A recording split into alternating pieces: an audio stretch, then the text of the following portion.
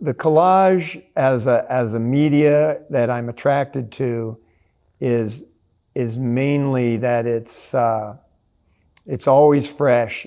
Media-wise, you might have a style, but the actual work is never the same thing twice.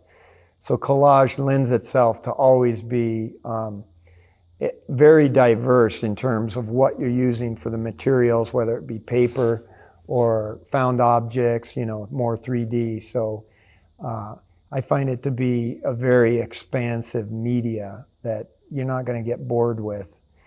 I'm not making an external commentary on the world when I'm working on the particular piece. I am in terms of the objects that I use, that's what I'm drawing in, but from the mental construct, it's what I'm internalizing at the moment that I'm putting it all together. And from there, I'm just following my own muse, and I'm not even sure where I'm going, and that's why you're always discovering, because you're using the juxtaposition of so many different elements. Since it's a very intuitive process, then even at the end, I'm surprised at some of the things that I go, I didn't know I put that in there. My artwork is, I wouldn't say highbrow or fine art. It's more in the lowbrow kind of outsider, maybe outsider artist, outside the mainstream. Yeah, the space is kind of like its own holographic universe. It's created space, but for interaction compared to just a regular gallery or just a regular studio or performance space, because it's all of those. You know, it's definitely experiential. So I've got a public art space where the public can make their own assemblage art, which I call art on a stick. Objects people bring in, thrift stores bring in, and they just go at it with a hot glue gun and take consumer goods, but redefine it on their terms rather than just pulling it off the shelf and saying, okay, here's your programming. The murals and the projects around town are like public art, including the outside of this building.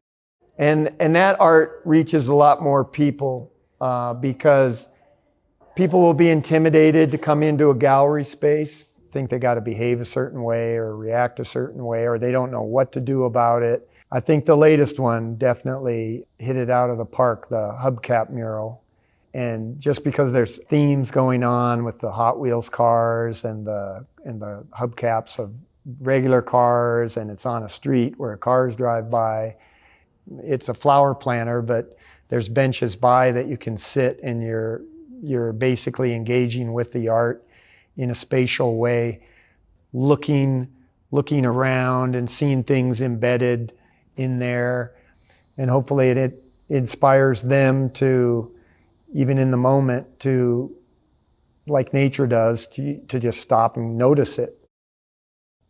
I would say for younger artists, don't get pulled one way or another by trends and fads or what's collectible or what's saleable.